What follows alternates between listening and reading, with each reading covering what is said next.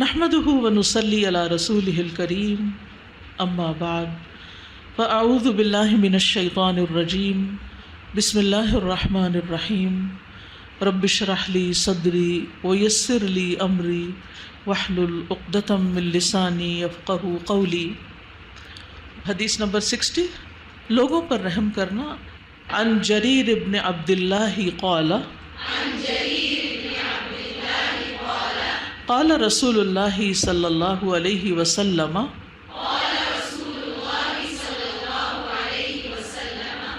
لا يرحم اللہ من لا يرحم الناس۔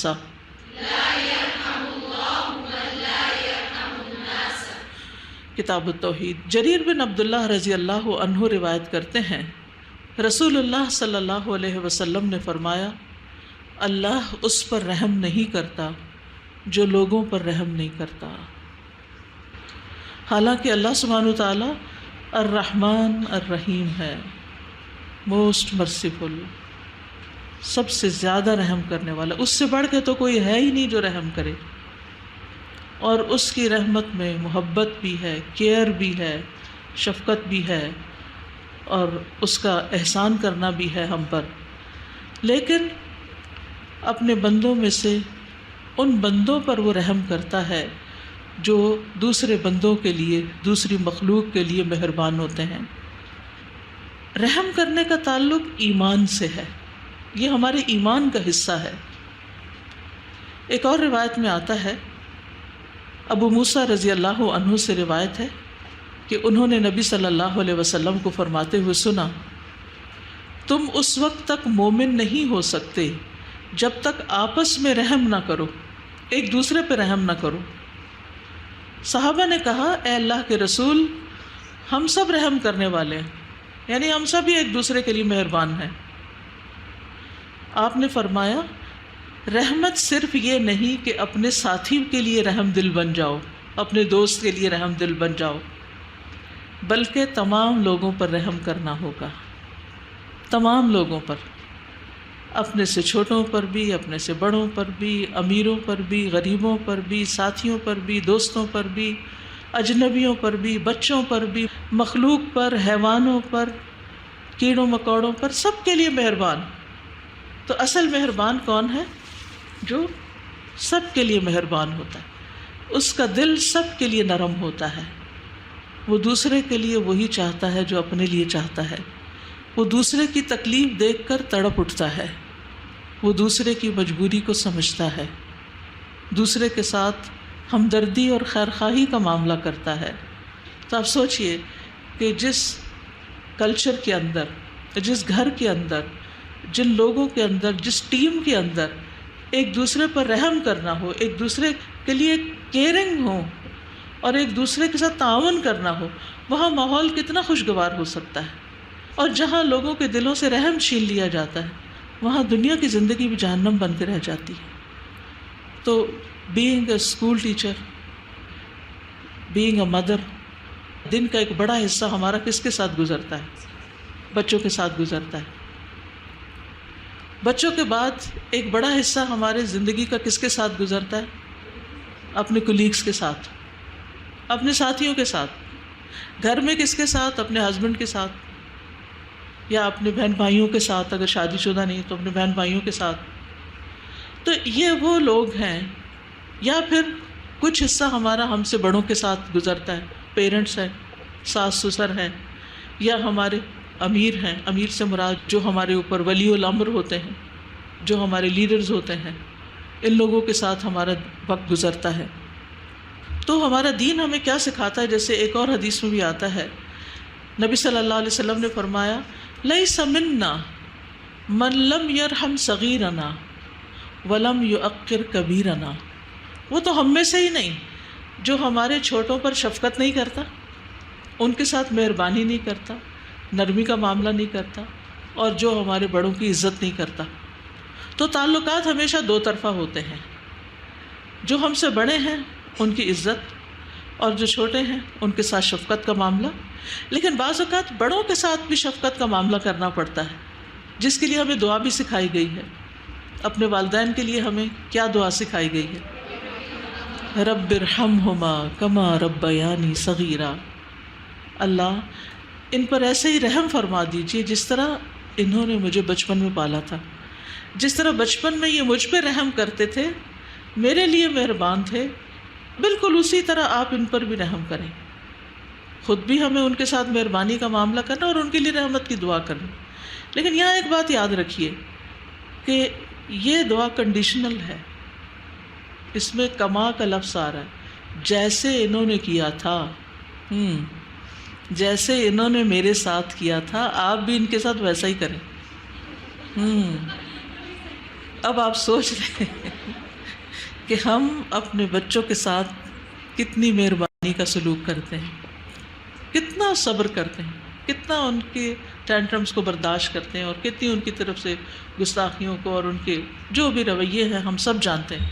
چاہے کلاس روم کا معاملہ ہو، چاہے گھر کا معاملہ ہو، ہم سب بہت جلد پیشنس لوز کر جاتے ہیں۔ ہم کہتے ہیں اس کے بعد نہیں برداشت کروں، اب بہت ہو جو، اب پٹائی ہوگی، اور بعض اوقات تو بغیر خبر دیے پٹائی ہو جاتی ہے۔ تو ہم سب کو یہ دیکھنا ہے کہ ہماری اپنی بھلائی، ہمارا اپنا فیوچر کس چیز کے ساتھ منسلک ہے، ہمارے اپنے رویے کے ساتھ۔ کیونکہ حدیث میں کیا ہے، اللہ ان لوگوں پر رحم نہیں کرتا جو لوگوں پر رحم نہیں کرتے، جو شوہر اپنی بیوی کے لیے مہربان نہیں۔ کیونکہ اللہ تعالیٰ نے شادی کا مقصد کیا رکھا ہے، وَجَعَلَ بَيْنَهُمَا مَوَدَّةً وَرَحْمَةً، کہ اللہ نے ان کے درمیان محبت اور رحمت پیدا کی ہے۔ لیکن بعض سنگ دل ایسے ہوتے ہیں کہ نہ وہ محبت کرنا جانتے ہیں اور لیسٹ مہربان ہوتے ہیں۔ بیوی ہے یا میاں ہے، درد میں تڑپتا رہے، ہاسپٹل جانے کی ضرورت ہے، تھکا ہوا ہے، کوئی رحم نہیں، کوئی مرسی نہیں، کچھ نہیں، بس اپنا مطلب پورا کرنا ہے۔ انسان تو ایسے نہیں کرتے۔ انسانوں کے اندر تو انسانوں کے لیے بہت شفقت اور محبت کا مادہ ہونا چاہیے۔ انسان تو ہوتا ہی انسانیت کی بنا پر ہے۔ جس انسان میں انسانیت نہیں ہوتی وہ انسان کیا انسان ہے؟ تو اس لیے بہت ضروری ہے کہ ہم سب اس معاملے میں اپنے سب رشتوں کے ساتھ ایکسٹرا کیئرفل ہوں۔ صحابہ کرام کی جو صفت قرآن مجید میں بتائی گئی ہے وہ کیا تھی؟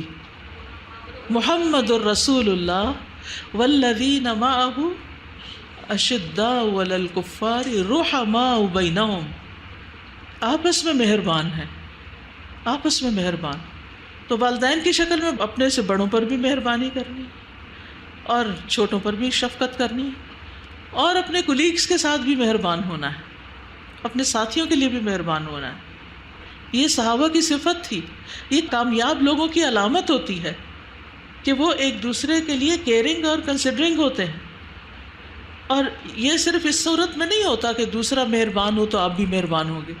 کبھی ایسا بھی ہوتا ہے کوئی تھکا ہوا ہوتا ہے، کبھی کسی سے کوئی غلطی ہو جاتی، کبھی کوئی وقت پہ کام نہیں کر پاتا، کوئی جینوئن ریزن بھی ہو سکتی، تو اس وقت صرف باس بن کے دکھانا یہ نبی صلی اللہ علیہ وسلم کا طریقہ نہیں تھا۔ آپ صلی اللہ علیہ وسلم اپنے ساتھیوں کے لیے کتنے مہربان تھے۔ قرآن کیا کہتا ہے؟ وَكَانَ بِالْمُؤْمِنِينَ رَحِيمًا، کہ محمد صلی اللہ علیہ وسلم مومنوں کے ساتھ بڑے مہربان ہیں۔ تو آپ میں سے جتنے لوگ کسی ذمہ دار کی حیثیت سے کام کر رہے ہیں اور ان کے نیچے اور بہت سے لوگ کام کر رہے ہیں، یا پھر آپ کے ساتھ آپ کے ساتھی ہیں، ہر رشتے میں، چاہے وہ اسکول کے اندر ہے، چاہے وہ گھر کے اندر ہے، وہ رشتہ پیار اور محبت کا، نرمی اور شفقت کا ہونا چاہیے، دوسروں کی غلطیوں سے درگزر کرنا۔ اس کا یہ مطلب نہیں کہ نبی صلی اللہ علیہ وسلم نے لوگوں کو ڈسپلن نہیں کیا۔ ہم کائنڈ اور کیئرنگ ہوتے ہوئے بھی فرم ہو سکتے ہیں، ہم آرام سے بات کر سکتے ہیں۔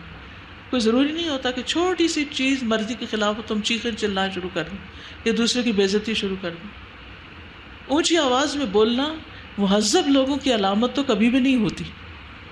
جو سویلائزڈ قومیں ہیں، جو مہذب لوگ ہیں، وہ ایک دوسرے پہ شاؤٹ نہیں کرتے، وہ ایک دوسرے کے مقابلے میں بازو تان کے کھڑے نہیں ہو جاتے، وہ ایک جگہ بیٹھ کے اپنے معاملات کو سلجھا لیتے ہیں۔ ہمیں ہمارے دین کی دی ہوئی جو تہذیب ہے اس کو اجاگر کرنے کی ضرورت ہے۔ اور آپ نے دیکھا ہوگا کہ جو ماں باپ آپس میں جن کی بنتی ہے نا، ان کے بچوں کے اندر بھی آپس میں بڑی ایک نرمی ہوتی ہے بہن بھائیوں کے لیے، وہ بھی بڑے کیئرنگ ہوتے ہیں. اور جب وہ ماں باپ کا ایک دوسرے کے لیے مہربان نہیں دیکھتے تو ان کے اندر سے بھی ایک سختی سی آ جاتی ہے. اسی طرح آپ کے اسٹوڈنٹس کا معاملہ ہے.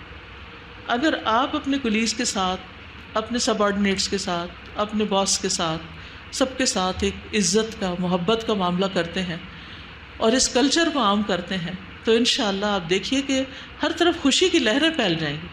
اور یہ اس وقت ہوگا جب دوسرے کی ایک کڑوی بات کو نگل جائیں. جیسے کڑوی گولی کھانی ہے تو نگل جاتا ہے انسان، تھوڑا سا ذائقہ تھوڑی دیر کے منہ کا خراب ہوتا ہے، اوپر سے پانی پی لیتے ہیں، وہ میٹھا کھا لیتے ہیں، تھوڑی دیر میں نارمل ہو جاتے ہیں.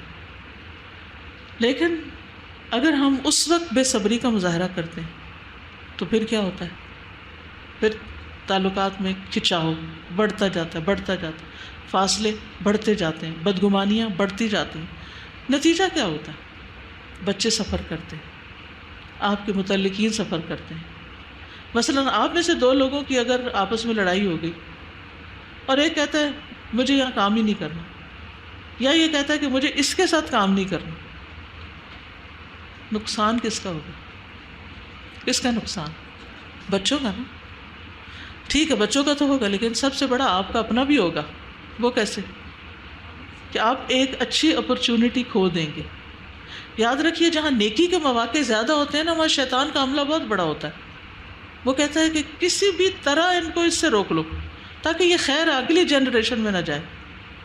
اس وقت جتنے چیلنجز ہیں بچوں کی تربیت کے حوالے سے وہ آج سے پہلے کبھی نہیں تھے، اور اس میں ایک بڑا حصہ ہمارے ٹیمپرامنٹ کا بھی ہے کہ گھر ہو یا باہر ہو ہم کس طرح بچوں کے ساتھ معاملہ کرتے ہیں. بہرحال ہم دوسروں کی تو ذمہ داری نہیں لے سکتے، کم از کم اپنی تو لے لیں اپنے بہتر فیوچر کے لیے.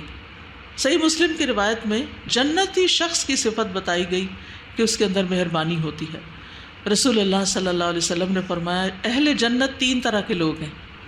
نمبر 1، ایسا سلطان جو عادل ہے، یعنی ایسا باس جو عدل کرتا ہے، انصاف کرتا، فیورٹزم نہیں کرتا، سب کو فیسیلیٹیٹ کرتا ہے، سب کا خیال رکھتا ہے، صدقہ کرنے والا ہے، اسے اچھائی کی توفیق دی گئی ہے. نمبر 2، ایسا مہربان شخص جو ہر رشتہ دار اور ہر مسلمان کے لیے نرم دل ہے، ہر ایک کے لیے نرمی.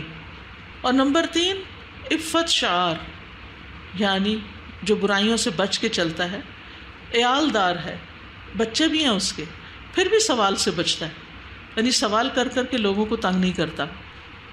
پھر اسی طرح رسول اللہ صلی اللہ علیہ وسلم نے فرمایا ایسا بندہ ناکام و نامراد ہوا جس کے دل میں اللہ نے انسانیت کے لیے رحم نہیں رکھا.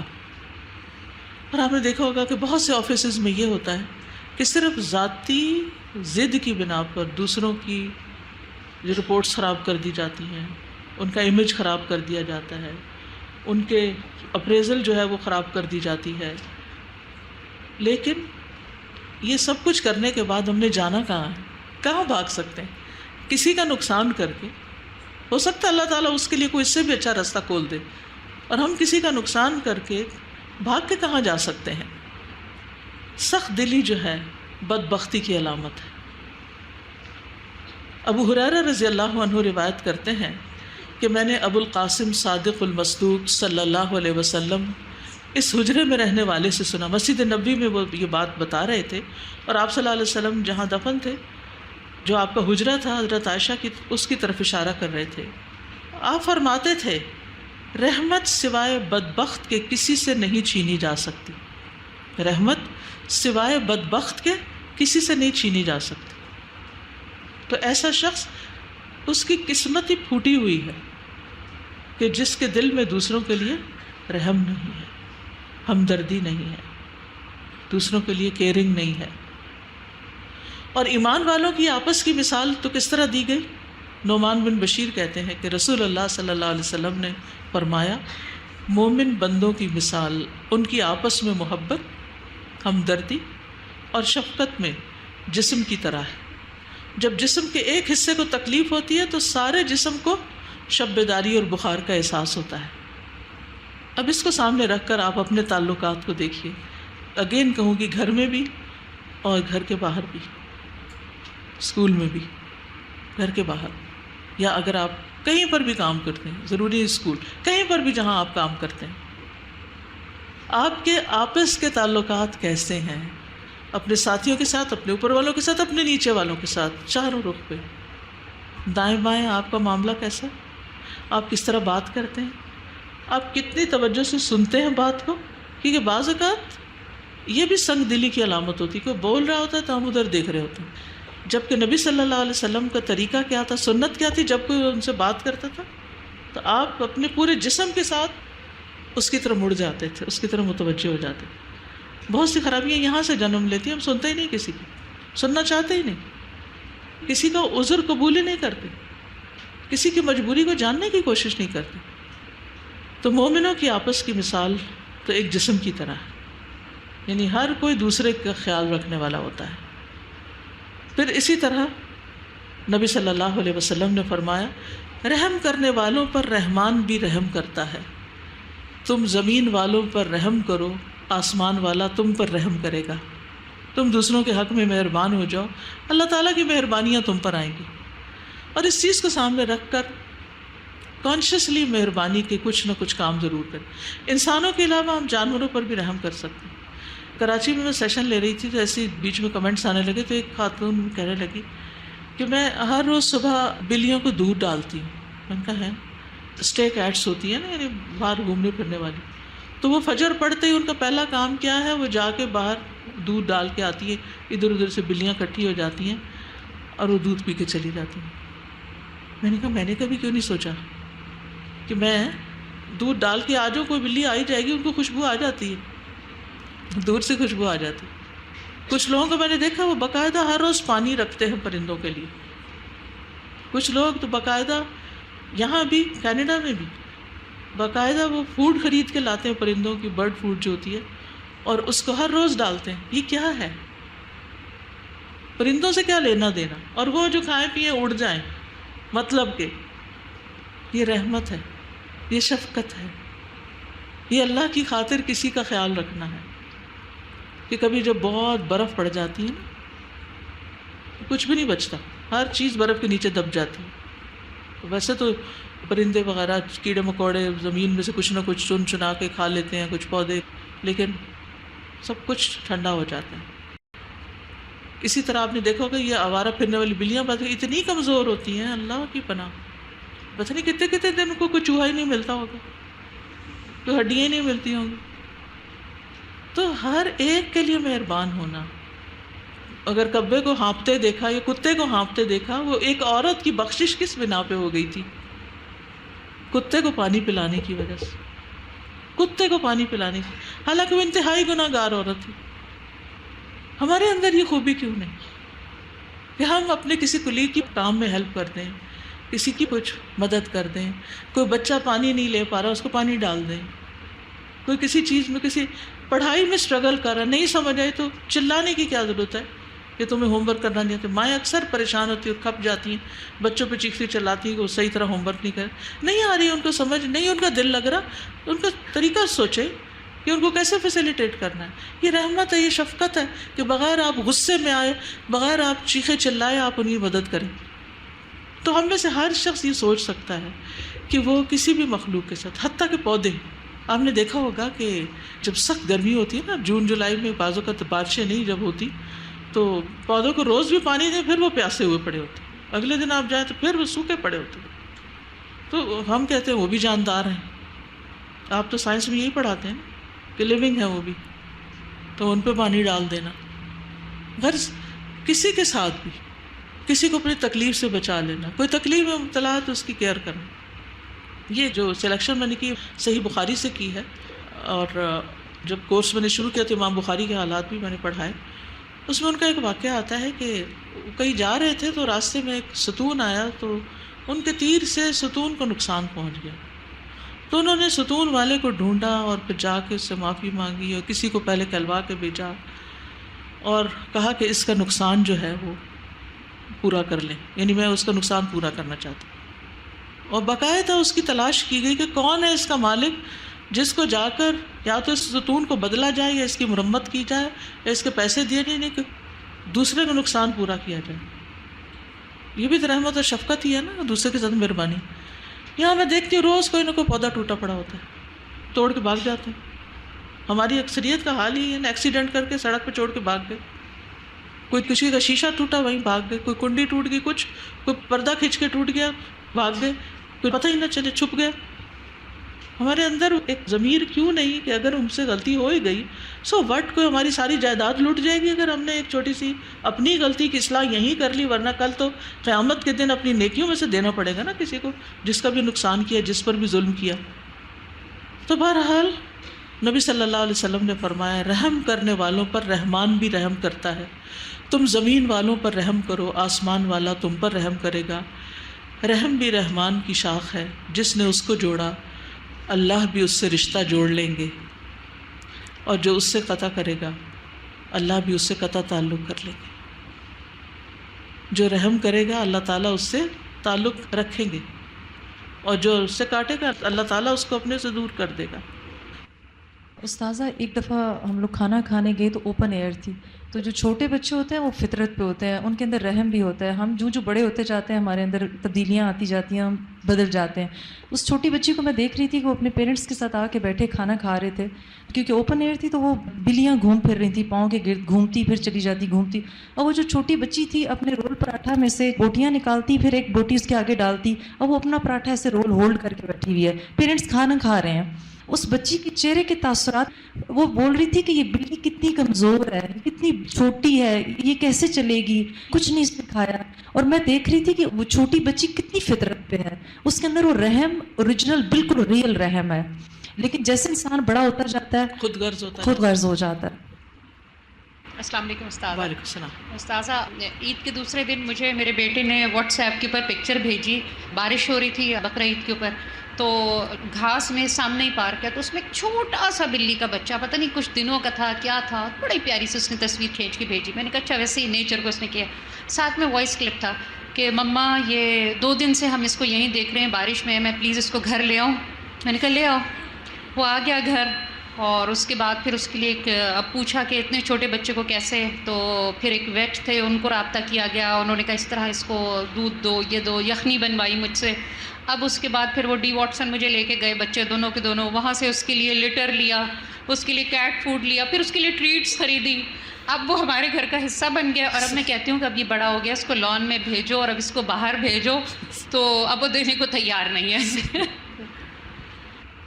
یہ بھی اللہ تعالیٰ کا فضل ہوتا ہے کہ کسی کے دل میں رحم ڈال دے. اور بھی لوگوں نے دیکھا ہوگا اور دیکھ کے گزر گئے ہوں گے. استاذہ ابھی آپ نے ذکر کیا کہ ایک خاتون کا، میں اب بچوں کے ساتھ ہمارا اس طرح رابطہ نہیں ہوتا، ہم ادھر اس بلڈنگ میں ہوتے ہیں، تو I just went to the library. تو ایک بچی، وہ نیو ایڈمیشن ہے ہمارے گریڈ 5 میں، کیونکہ میں جانتی نہیں تھی اس کو، اور she just came to me, اچھا میم یہ بک، اور مجھے لائک بہت ٹاکیٹو سی انٹریکٹیو سی بچی تھی. تو آپ کو یاد رہ جاتے ہیں ایسے بچے. تو ہوم ٹائم پہ جب میں اپنے بچوں کو لینے گئی تو اس کی شاید وین کھڑی ہوئی تھی، اور اس کے پاس یہ عام جو نیسلے کی بوٹل ہوتی ہے، پانی گرم ہو جاتا ہے اس وقت تک، تو وہ وین میں بیٹھی ہوئی تھی. جب تک میں بچے لے کے باہر آئی، she came out of the van, اور اس کی بوٹل میں شاید اتنا سا پانی تھا، اور اس نے یہ نہیں کیا کہ میں گھاس پہ پھینک دوں. شی وینٹ ٹو ایوری پودا، یہ جو ہمارے باہر، اور لٹرلی اس نے 2 قطرے ڈالے، لیکن اس نے ہر پودے میں ڈالے. اور میں بڑی دیر اس کو کھڑی یہ دیکھتی رہی کہ اگر میں ہوتی نا تو میں واقعی کسی ایک پودے میں خالی کر دیتی. بالکل کہ ٹھیک ہے ایک پودا تو پیٹ بھر کے پی لے گا نا، لیکن اس کا شاید یہ نظریہ تھا کہ ہر پودے کو میرا حصہ جا رہا ہے. She is just in grade 5 and I was amazed to look at her کہ اتنی ایک کتنی اچھی تربیت ہوگی اس کے ماں باپ کی جنہوں نے کبھی یہ کام اس کے سامنے کیے ہوں گے. بالکل. اچھا، اب کلیگس کے ساتھ آپ کیسے مہربان ہو سکتے ہیں؟ اپنے سب آرڈینیٹس کے ساتھ کیسے مہربان ہو سکتے ہیں؟ السلام علیکم. میں نے آپ کی وہ جو لاسٹ بات تھی نا، اس سے مجھے مائنڈ میں ایک آیا کہ ہم لوگ کیوں کچھ غلط کر کے یا کچھ ٹوٹ جائے یا کچھ نقصان ہو جائے، کچھ ڈیمیج ہو جائے، اور ہم اس کو اون نہیں کرتے بلکہ ہم وہاں سے بھاگنے کی کوشش کرتے ہیں، اور we try to run away from the situation, یا ہم ہائڈ ہو جاتے ہیں. تو ایک دم سے میرے مائنڈ میں آیا کہ یہ ابھی تو ایلڈرز بھی کر رہے ہیں، بچے بھی کرتے ہیں بہت زیادہ، لیکن یہ ہوتا ہے اس لیے کیونکہ جب فرام دا ویری بگننگ، ہم بچپن میں جب گھروں سے یہ چیز سٹارٹ ہوتی ہے، جب گھر میں ایک چھوٹا سا گلاس ٹوٹ جاتا ہے اور اس پہ جب پیرنٹس بہت ہارش ری ایکشن دیتے ہیں کہ یہ نقصان کر دیا تم نے اور یہ چیز ٹوٹنے والی نہیں تھی یا اس طرح سے کچھ بھی, تو تب سے ہی وہ مائنڈز میں بیٹھنا شروع ہو جاتا ہے کہ اگر کبھی نقصان ہو جائے تو وہ بھرا نہیں جا سکتا, بس اسے بھاگنا ہے. تو لوگ اتنے بڑے بڑے ایکسپیرینس کر کے بھی بھاگ جاتے ہیں, کیونکہ صرف یہ بات نہیں ہوتی کہ پیسے لگیں گے, بلکہ یہ بھی کہیں نہ کہیں مائنڈ میں ہوتا ہے کہ اس کے جو بھی کانسیکوینسز ہیں تو وہ ہارش کانسیکوینسز ایکسیپٹ ہم شروع سے بچپن سے نہیں کر پاتے. بالکل. تو یہ چیز ایک بلڈ اپ ہو جاتی ہے. تو مجھے امید ہے کہ بچوں کے اندر یہ آنیسٹی آپ ڈالیں گے سب, کہ مثلاً گھر میں یا اسکول میں کوئی بھی چیز ایسی ہو تو وہ رپورٹ ضرور کریں. ان کو معاف کیا جا سکتا ہے, ان کو اس پہ اپریشیٹ کیا جا سکتا ہے, مل جل کے کمپنسیٹ کیا جا سکتا ہے. تو اس طرح آپ دیکھیں کہ ایسٹس کی بھی کتنی زبردست حفاظت ہو سکتی ہے اور کتنے بڑے بڑے نقصان سے بچا جا سکتا ہے, کیونکہ بہت ساری اماؤنٹ جو صرف ریپیئرز میں چلی جاتی ہے. السلام علیکم. میں QTT ڈپارٹمنٹ میں ہوں اور 2 دن پہلے میری بیک ٹو بیک کلاسز تھیں اور طبیعت بھی بہت زیادہ خراب تھی. تو میں نے اپنے اسٹاف روم میں شیئر کی یہ بات, اور میرے اگلے لیسن سے پہلے ہی 1 منٹ کے اندر میری کوآرڈینیٹر نے مجھے 2 پیناڈولز لا دی اور میری کولیگ نے مجھے گرم چائے کا کپ بنا دیا 1 منٹ میں. تو انہوں نے مجھ پر رحم کیا اور الحمدللہ کافی میری طبیعت بہتر ہوئی اور نیکسٹ کلاس میری بہت اچھی گئی الحمدللہ. الحمدللہ. حدیث نمبر 61, مومن کی مدد کرنا. عن انس رضی اللہ عنہ قال قال رسول اللہ صلی اللہ علیہ وسلم انصر اخاک ظالما او مظلوما. کتاب المظالم. انس رضی اللہ عنہ روایت کرتے ہیں رسول اللہ صلی اللہ علیہ وسلم نے فرمایا اپنے بھائی کی مدد کرو خواہ وہ ظالم ہو یا مظلوم ہو. بہت بڑی رسپانسبلٹی آ گئی کہ بھائی کی مدد کرنی ہے خواہ وہ ظلم کر رہا ہے یا مظلوم. اس کی مزید ڈیٹیل ایک اور حدیث میں آتی ہے. رسول اللہ صلی اللہ علیہ وسلم نے فرمایا اپنے بھائی کی مدد کرو خواہ وہ ظالم ہو یا مظلوم. تو ایک صحابی نے عرض کیا یا رسول اللہ جب وہ مظلوم ہو تو میں اس کی مدد کروں گا, مظلوم ہے تو میں مدد کروں گا, لیکن آپ کا کیا خیال ہے کہ جب وہ ظالم ہوگا تو پھر میں اس کی کیسے مدد کروں گا؟ آپ نے فرمایا اس وقت تم اسے ظلم سے روکنا, کیونکہ یہی اس کی مدد ہے. اس وقت ظلم سے روکنا. بعض اوقات کیا ہوتا ہے کہ اگر کسی کے ساتھ چھوٹی سی بھی کوئی چیز ناگوار ہو تو وہ ضرورت سے زیادہ بولنا شروع کر دیتا ہے. یہ کیا بات ہوئی, ایسا کیوں ہوا, ویسا کیوں ہوا, یہ فلاں ایسا ہے, اس کی ذمہ داری ہے, یہ خرابی کرتا ہے, وہ کام نہیں کرتا. یعنی مثلاً آپ نے دیکھا ہوگا کہ بعض اوقات جن لوگوں کو اللہ تعالیٰ اتھارٹی دے دیتا ہے اور ان کے پاس حکمت نہیں ہوتی تو وہ ناروا لوگوں پہ ظلم کرنا شروع کر دیتے ہیں, ڈانٹ ڈپٹ سے اور یعنی ایکسٹرا باتیں سنا کے یا دوسرے کا حق مار کے. اب سارے لوگ ایسے لوگوں سے ڈرتے ہیں, ان کو کوئی کچھ منع بھی نہیں کرتا کہ ان کو چھوڑو, ان کے پاس گئے تو یہ تو بڑی مشکل ہو جائے گی. لیکن ان کو ایسے تو نہیں چھوڑا جا سکتا کہ وہ ہر ایک پہ ظلم کرتے رہیں اور ہر ایک کے ساتھ زیادتی کرتے رہیں اور ہر ایک کے ساتھ بد اخلاقی کرتے رہیں اور بدتمیزی کرتے رہیں. تو ان کو کہیں تو سٹاپ کرنا چاہیے نا. تو ہم سب کی یہ بھی ذمہ داری بنتی ہے کہ اگر ہمارے کولیگز میں سے, اگر ہمارے بچوں میں سے, اگر ہمارے ہسبینڈ یا ہمارے اور کوئی بھی اس قسم کی کوئی چیز کر رہا ہے جو الٹیمیٹلی خود اس کے لیے نقصان دہ ہے تو اس کو اس سے روکنا بھی چاہیے, اس کو سٹاپ کرنا چاہیے. اگر ہم اس کو روک نہیں سکتے نا تو کم از کم اس کی ہاں میں ہاں نہیں ملانی چاہیے. یہ بہت بڑا ظلم ہوتا ہے کہ ایک ظالم کو اور انکریج کریں کہ آپ اور ظلم کریں. ہاں بہت اچھا کریں, اس کا یہی علاج ہے, اس کی یوں ہی خبر لو.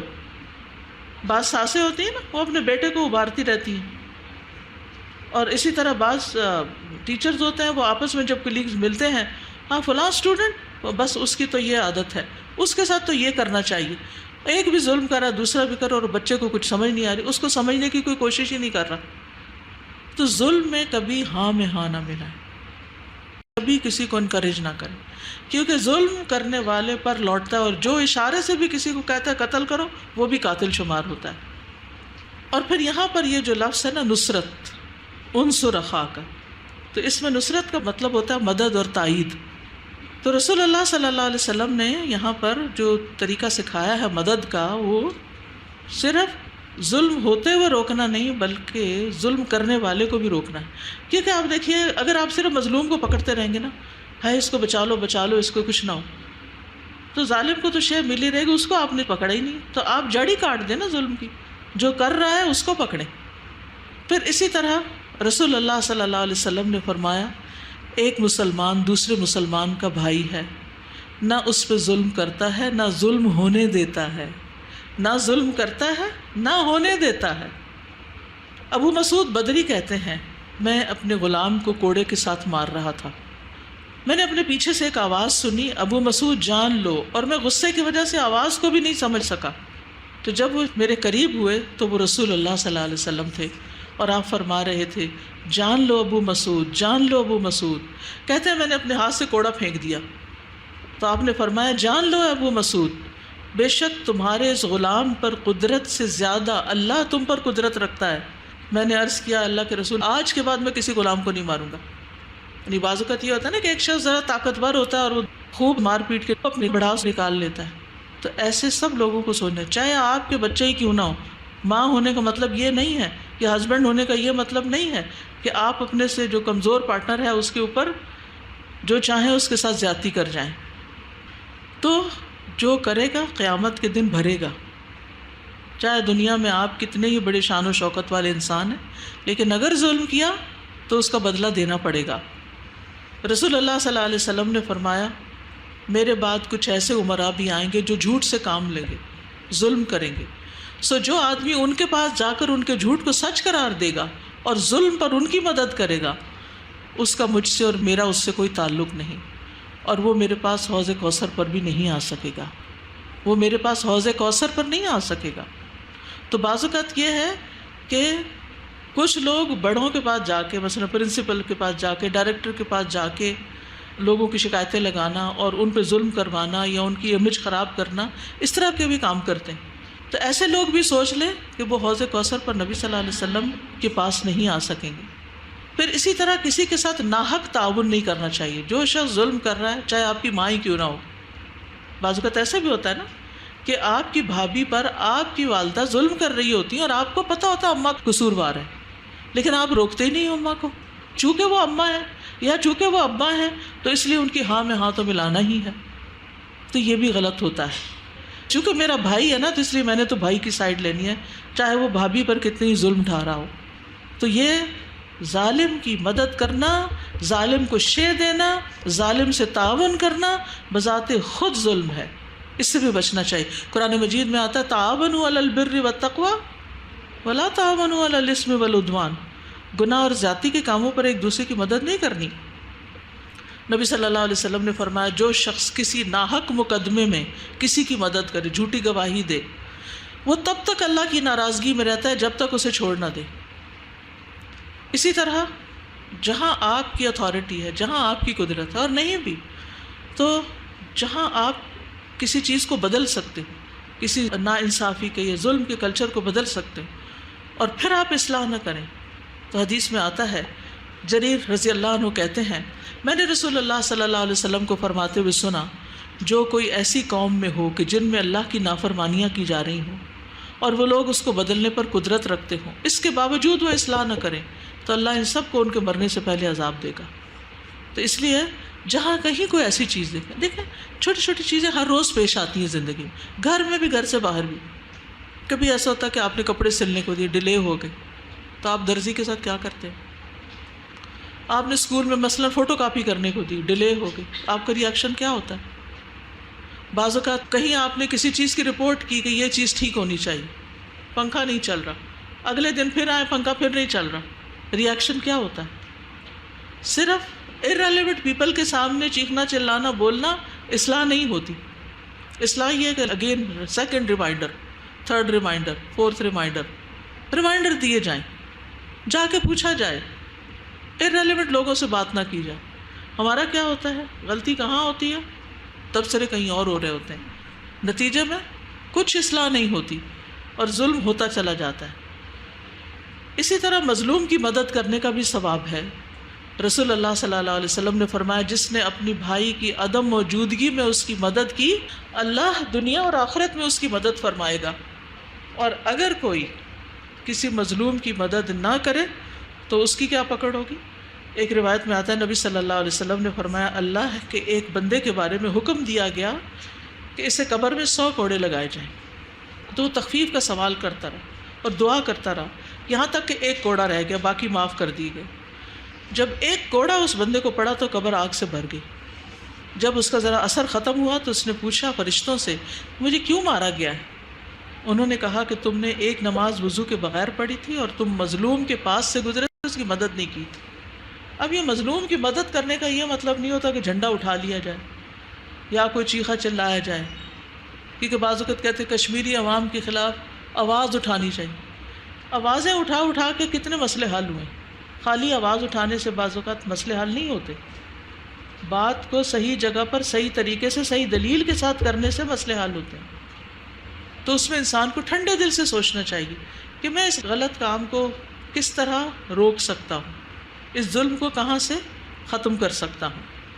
پھر اسی طرح یہ ہے کہ ظلم کی وجہ سے قیامت کے دن نیکیاں مٹ جائیں گی کیونکہ وہ مظلوم کو ساری چلی جائیں گی. ابن عثمان، سلمان فارسی، سعد بن مالک، حذیفہ بن یمان اور عبداللہ بن مسعود، یہاں تک کہ انہوں نے نبی صلی اللہ علیہ وسلم سے 6-7 کو شمار کیا کہ ان سے روایت ہے کہ وہ لوگ فرماتے ہیں کہ ایک شخص کا صحیفہ اور نامہ اعمال اس کے لیے قیامت کے دن اٹھایا جائے گا، یہاں تک کہ وہ خیال کرے گا کہ وہ نجات پا جائے گا، نیکیاں بہت ہیں، تسلی ہو جائے گی اس کو. پھر لوگ اس کے مظالم کی وجہ سے اس کا پیچھا کریں گے یہاں تک کہ اس کی ایک نیکی بھی باقی نہیں رہ جائے گی، وہ سب مظلوموں کو دے دی جائیں گی اور ان کی برائیاں اس پہ ڈال دی جائیں گی. تو اس لیے انسان کو سوچنا چاہیے کہ میں کسی بھی اعتبار سے کسی پر ظلم نہ کروں. مثلاً آپ دیکھیے ظلم جو ہوتا ہے وہ صرف مارنا پیٹنا ہی نہیں ہوتا، یا ظلم کسی کا حق چھیننا یا چوری کرنا ہی نہیں. ظلم کسی کو ایموشنلی ٹارچر کرنا بھی ہے، کسی کو اس طرح تنگ کرنا، ذلیل کرنا کہ وہ بیچارہ فریاد بھی نہ کر سکے، اس کے پاس کوئی دلیل بھی نہ ہو یہ کہنے کی کہ میرے پاس کیا ظلم ہوا. ظلم یہ بھی ہوتا ہے کہ اپنی ڈیوٹی کو صحیح طرح پورا نہ کرنا، اپنے فرائض ادا نہ کرنا، جو ہمیں پڑھانا چاہیے وہ پورا نہ پڑھانا، جس طرح کہا گیا دینے کے لیے اس طرح نہ دینا. ظلم اصل میں ہے کیا؟ ظلم کہتے ہیں کسی کا حق مارنا. تو جو دوسرے لوگوں کے حق ہیں ہم پر، اگر ہم ان کو ادا نہیں کرتے، چاہے والدین کا حق ہے، چاہے اولاد کا ہے، چاہے شوہر کا ہے، چاہے بیوی کا ہے، چاہے اسٹوڈنٹس کا ہے، چاہے ہمسایوں کا ہے، تو جس کا بھی حق ہم نہیں دیتے وہ حق سے محروم کرنا ہی ظلم ہو جاتا ہے. تو اللہ تعالیٰ ہمیں اس سے محفوظ رکھے. السلام علیکم ورحمۃ اللہ. پچھلی حدیث میں بات ہوئی تھی اس عورت کی جو گناہ گار تھی اور کتے کو پانی پلانے پہ اس کی بخشش ہو گئی، اور پھر جو باقی ساری ایگزامپلس بھی ڈسکس ہوئیں.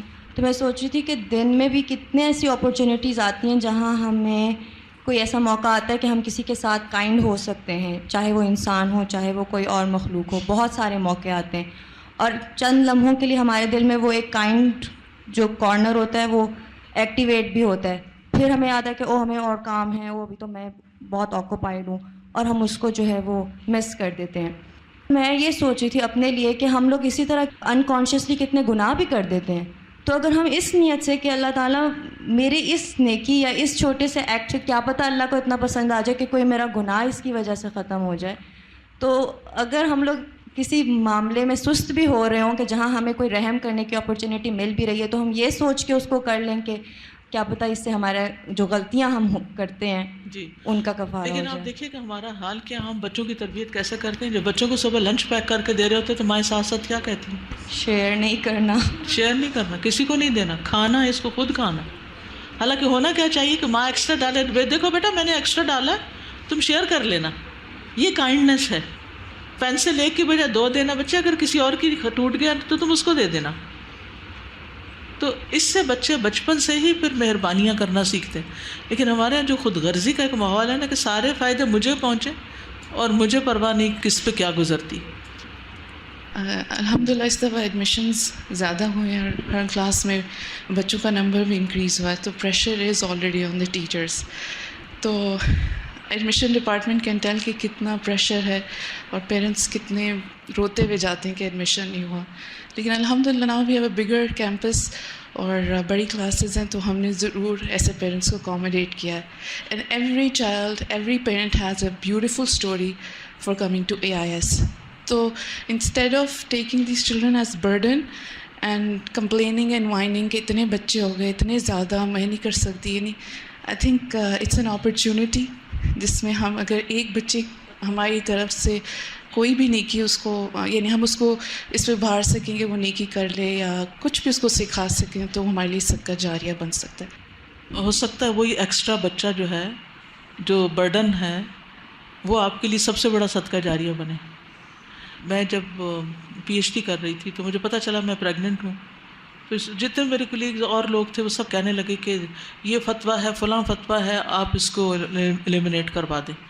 لیکن میرے دل کو اللہ نے تھاما ہوا تھا کہ جس رب نے مجھ پہ یہ بوجھ ڈالا ہے وہ ضرور مجھے اس کو اٹھانے کی بھی توفیق دے گا. دل بڑا کیا, اللہ سے دعا کی, مشکل تو ہوئی تھوڑی لیکن کام بھی وقت پر ہوا اور اللہ نے تیمیہ جیسی بیٹی بھی دی.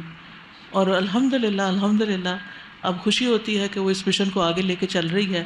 اور میں کبھی کبھی کانپ جاتی ہوں کہ اگر میں کسی کی بھی بات میں آ جاتی تو میں اپنا کتنا بڑا نقصان کر بیٹھتی. تو اسی طرح بعض اوقات بعض بچے بچپن میں اتنے تنگ کرنے والے ہوتے ہیں, سب زیادہ نوٹی ہوتے ہیں, کچھ کام نہیں کر کے دیتے لیکن بہت کچھ سیکھ بھی رہے ہوتے ہیں اور بڑے ہو کے پتہ نہیں آپ کا نام کہاں روشن کرے اور کس جگہ آپ کو کام آ جائے. سبحانک اللہم و بحمدک اشہد ان لا الہ الا انت استغفرک و اتوب الیک. السلام علیکم و رحمۃ اللہ وبرکاتہ.